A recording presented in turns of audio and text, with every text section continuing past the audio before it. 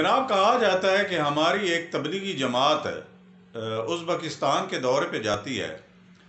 وہاں پر جا کے جیسے ہی مسجد میں داخل ہوتے ہیں وضو کرتے ہیں، وضو کرنے کے ساتھ ہی اپنے جوتے بھی مسجد کے اندر لے کے چلے جاتے ہیں، اندر جو ہے ایک سائیڈ پہ رکھ دیتے ہیں۔ تو وہاں کا ایک شہری ازبک سٹیزن جو ہوتا ہے وہ چلا جاتا ہے امیر کے پاس، تبلیغی جماعت کے امیر کے پاس، کہ پوچھتا ہے میرا ایک سوال ہے کہ آپ نے اپنے جوتے باہر کیوں نہیں رکھے، اندر کیوں لے کے آئے ہیں؟ تو آگے سے وہ تبلیغی جماعت کے امیر جو ہوتے ہیں وہ فرماتے ہیں کہ اکثر دیکھا گیا ہے کہ نماز کے دوران پیچھے سے جوتے غائب ہو جاتے ہیں، اس لیے احتیاطاً ہم اپنے جوتوں کو اندر لے کے آئے ہیں۔ تو ازبک کہتا ہے کہ آپ کے ہاں ہوتا ہے لیکن ہمارے ہاں ایسا نہیں ہوتا۔